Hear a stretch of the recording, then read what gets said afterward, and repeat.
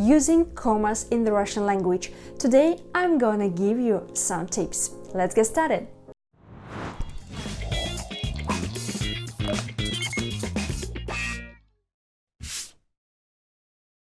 We put a comma when we are listing items in series.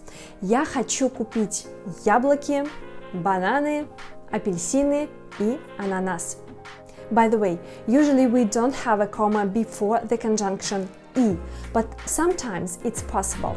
We have a comma when it separates two independent clauses, if you easily split the sentence into two separate ones.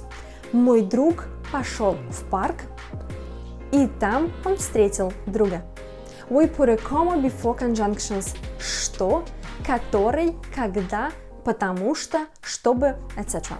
Conjunctions which always following a comma.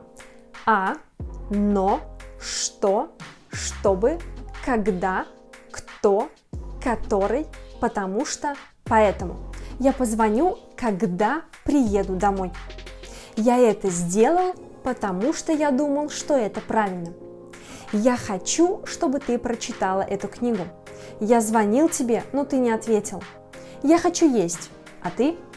Use a comma before and after names when you want to have someone's attention by saying their name.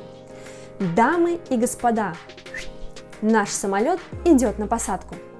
Вы знаете, Мария, я не согласна с вами. We use commas with adverbs of personal feeling or opinion in a sentence. По-моему, это отличный план. К сожалению, она не звонила. К счастью, я купила билет. That's all for today. Thanks for watching this video and don't forget to connect with me on Instagram. Пока!